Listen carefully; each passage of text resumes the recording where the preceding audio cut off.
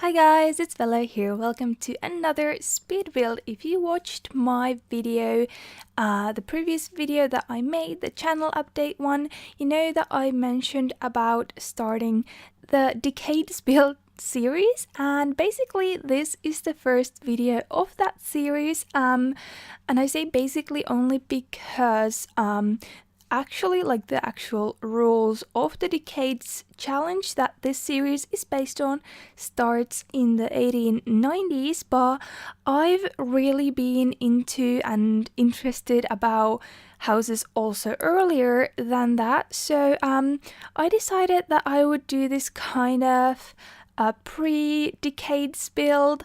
So I imagine this house takes place or was constructed during the 1880s or something like that, or anyway how it is now would be during the 1880s or something like that. So anyway, like before the Decades challenge starts. So this is kind of episode 0, and then episode 1 will be in the 1890s and going throughout until nowadays. And yeah, that's just I've been really like into researching and finding stuff about like houses in the 19th century, and the way that the build series starts like actually is just there's like possibilities to do only a very few houses during that period. So I wanted to do one more, and I knew I was gonna start the Decade series very soon, so I kind of thought that this would be kind of a prologue to it, or the first part, but not quite, but you know, you get the hang of it. And basically this is also what you can expect from the series from now on as well. So I'm not exactly sure about the details yet. I think I will figure out things as I go as well, like stuff like if I use custom content or not and stuff like that. I think I will be doing 2 builds per decade, starting from the actual starting year, which is 1890. And yeah, so this one build is just before that, but this will be the only one. And after this there will be 2 houses per decade. And in this house I did use some custom content, and I think I will be using custom content in my builds if I feel like it. I'll do just one build at a time, and in those builds that I feel like I will be using custom content because I really enjoy using it, and I've been looking for and finding some very cool CC pieces that are very useful for this series.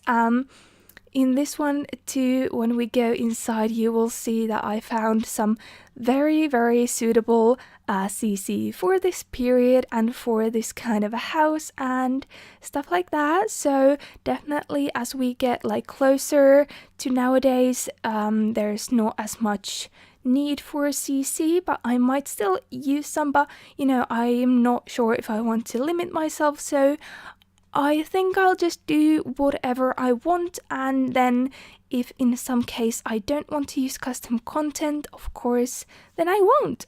And that's just as simple as that. And anyways, I don't ever use like that much custom content in this build, as well as the case is like similar to some of the previous builds that I've done. I've mainly used CC by Peacemaker, and then I found this blog, I think it was called Historical Sims Life or something like that, and they make amazing custom content, both converted from previous Sims games and like the Sims Medieval and stuff like that, as well as their own custom content both for Build and Buy and Cast. So they have a lot of historical outfits and wallpapers and furniture pieces on their blog, so I got a bunch of CC from them, and I am using a lot of it in this build as well. But other than that, there are only like some little pieces of CC, and then I do use mainly the base game and vampires in this build. Those two packs just have most of the very old-fashioned stuff, the Victorian era stuff, and yeah, it's not a limited build, so I use whatever, but I just always went for those items. And for this kind of a build, the base game also has very good items. It's just that they are not suitable for most types of houses. So we all know that the base game has those very ornate and fancy and expensive and old-fashioned like couches and other stuff. So for this build it was perfect, but it's not like you would use them that often, but in this case they became very handy. And I did search for images for inspiration about how like the exterior of the house would look like. I knew kind of the shape I wanted to go for, but I wasn't sure what kind of wallpaper I should use. So I googled some images and I found this very nice house that was this red brick and then had like black and white accents. So I thought that was very pretty, and I kind of copied the color scheme and the style of the house for this build, also to be like historically accurate, because I'm not an expert. Like, I really like historical builds, but I'm not like saying that they are 100% accurate.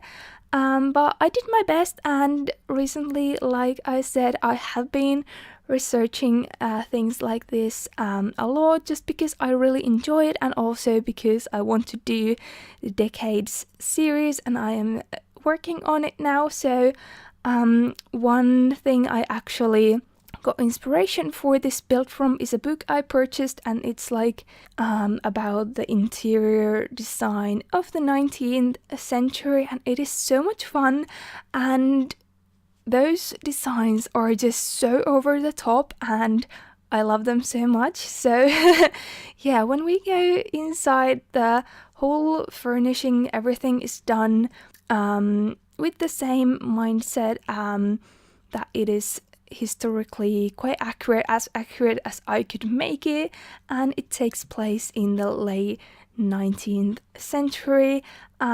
Here you can see some of the wallpapers I got from Historical Sims Life, and they're kind of this medieval imagery and stuff like that, but I thought they just went very, very well in this house, and I use a bunch of them.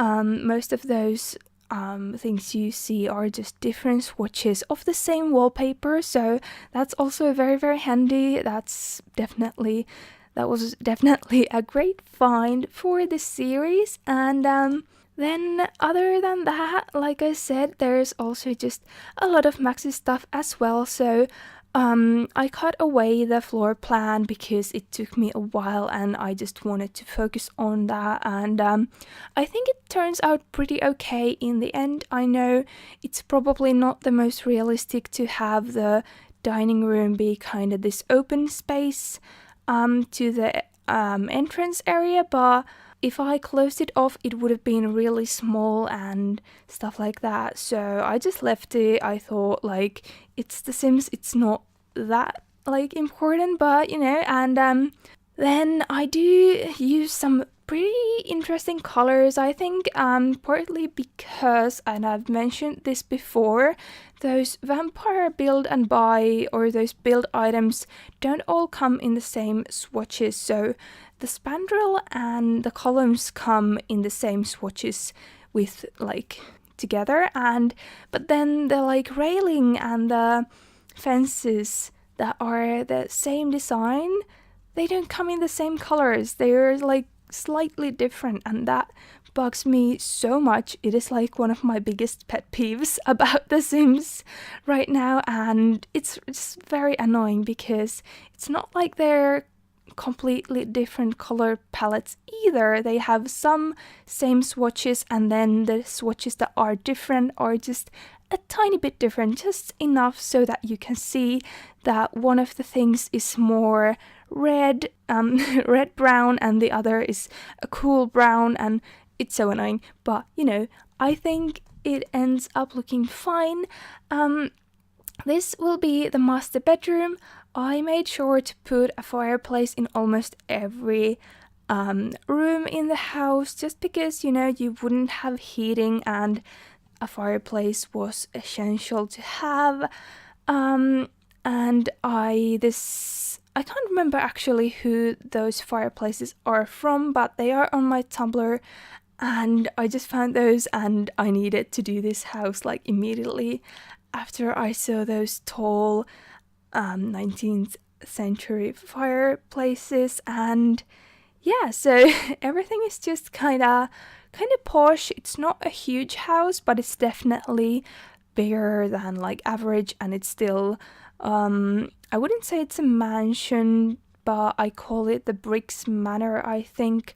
So I think it's like a average kind of family and average kind of house, but definitely from the richer side. So yeah, they have quite a lot of things. And here I did this bedroom with like 2 girls in mind. Maybe they have 2 kids or 2 teenage girls, and I did this thing with the curtains, and the beds do actually work behind there. The only thing that I think blocks the beds in the gallery version is the lamps that I put in, but as I was playtesting I realized it was the lamps and not the curtains. So the way that you are seeing it now, the beds still work, but I think I didn't move the lamps or test it after I moved the lamps, so I'm not sure if those beds work, but if they don't, it's because of the lamps, and you can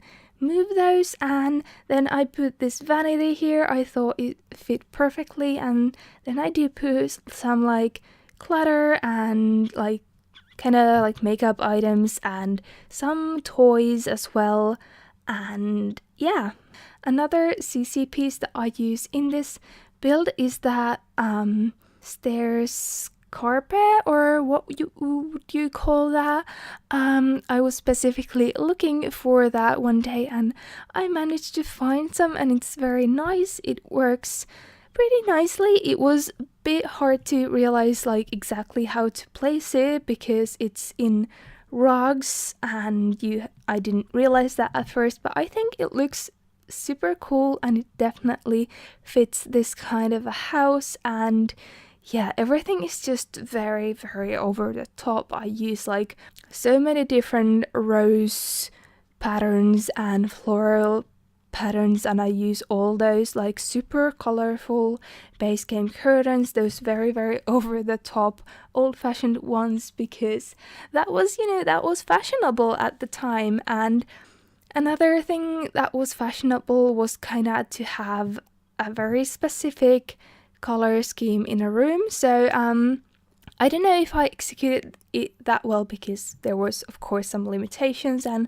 at least like the master bedroom ends up being like a million different colors. I don't think that's like super cool, but for example, this girl's bedroom, it's basically all beige and white and some pinks, so everything in the room is very similarly colored, and that was like very fashionable. And then you would have like these big drapes or curtains like all over the walls, often not even just on the windows but kind of all over the walls. I didn't do that because it's not that big of a build and it would have just like taken a lot of space, but I do it in some rooms. I think that I like place curtains even when there's no window there. And then here downstairs there are basically 2 living rooms next to each other.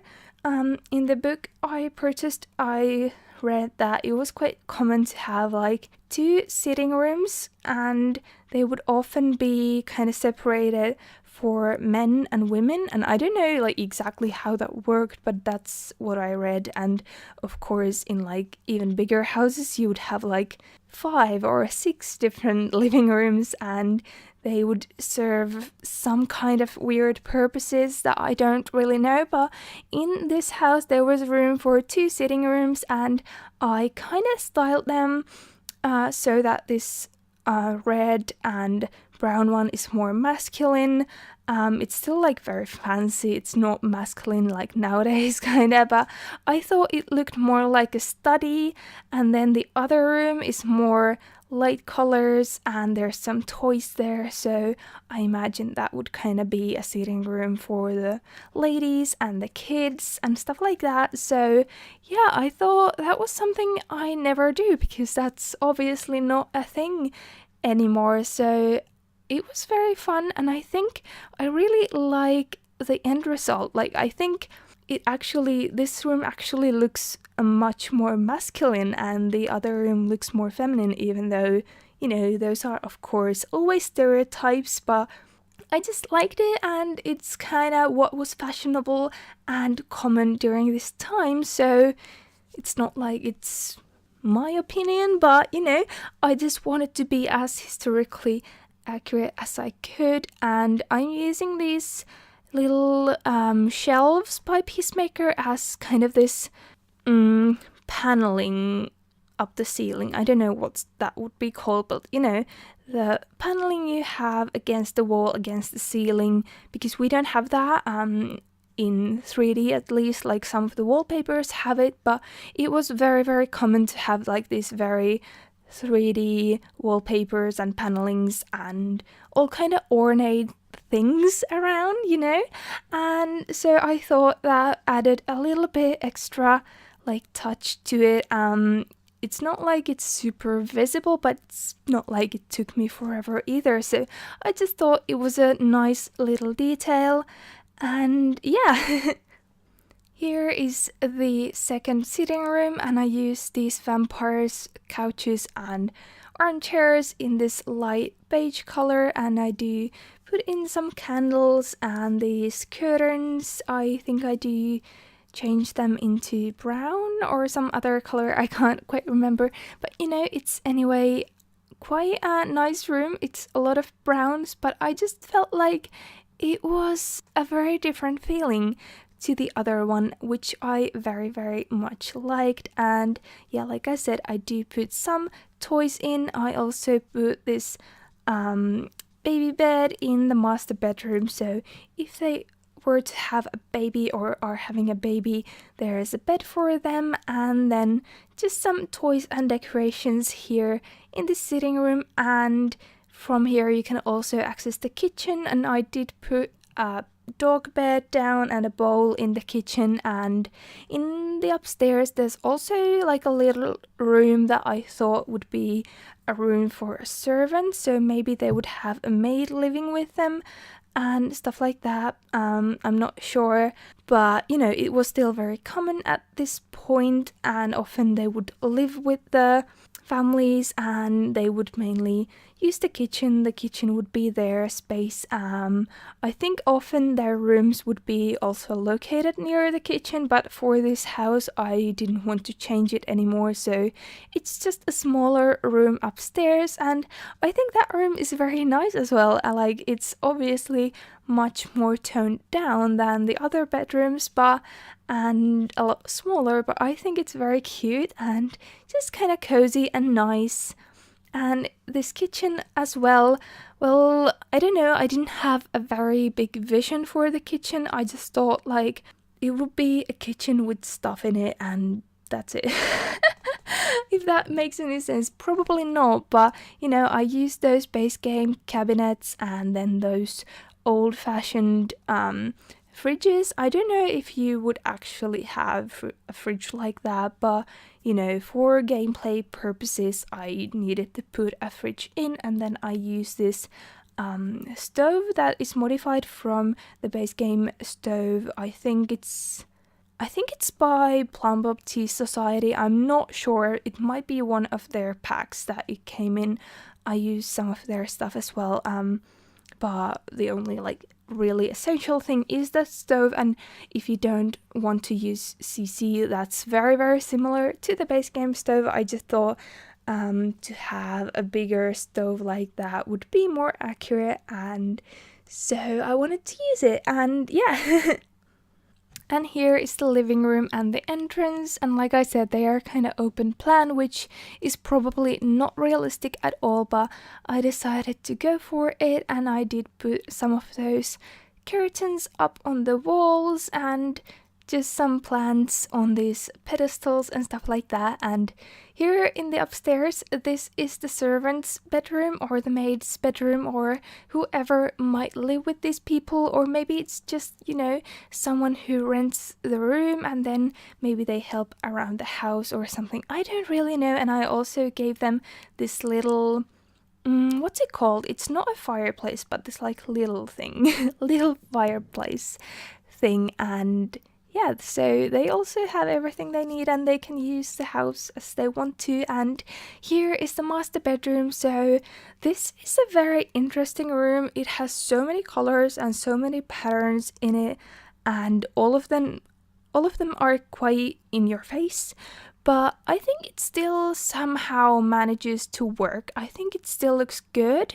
And yeah, I use vampire stuff, the vampire's bed and the curtains, and the baby bed is from there and stuff like that. So those go together, and yeah, then it's just like separated into the bedroom area and then this sitting area with the fireplace that I think is very, very cute. And I love the color scheme of that wallpaper, which I based the sitting area's colors on. And then the master bedroom has an ensuite, and then there's another bathroom in the hallway.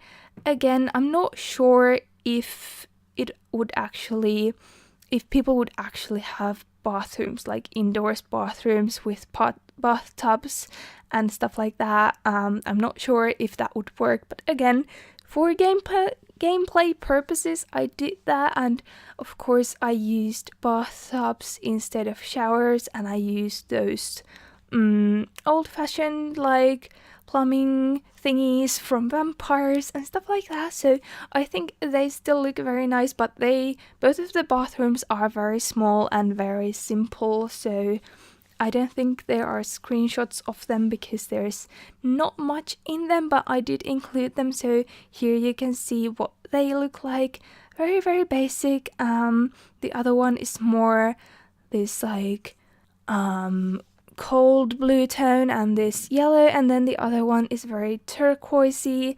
And yeah, I just thought those colors were quite nice, and I think during this time it was very common, like I said, to both have like one room be one very specific color, and also to have kind of these more oriental patterns and stuff like that becoming a thing and being fashionable. So in the bathrooms I did use some like jungle adventure things as well and stuff like that. So there's a tiny bit of orientalism coming into this build as well in there, and some other places, but not too much, just a tiny bit. Maybe at some point I would really love to do like a 19th century, like a collector's home or something like that, like somebody who collects arts and stuff like that. And I think it would be very cool. I might do that because that's a very fascinating idea and stuff like that. I just want to find more CC and like really fill it with stuff and like have some hunting things and stuff like that. I just thought it would look very nice. And then for the yard, I just surrounded a lot with this fence, or this part of it is stone fencing and some of it is hedges. And then there's this little pathway around the house and this Plum Baptist Society's some wedding pack tree. I can't remember the name. Oh, it's Rustic Romance. Yeah, Rustic Romance tree, and then just some base game plants and thingies, and this little what's that, monkey bar. Yeah. But yeah, that's pretty much it. And then there's just a little fountain at front and some trees from vampires. I just thought they looked nice, and yeah, so here are still the screenshots. You can see here how the house is looking.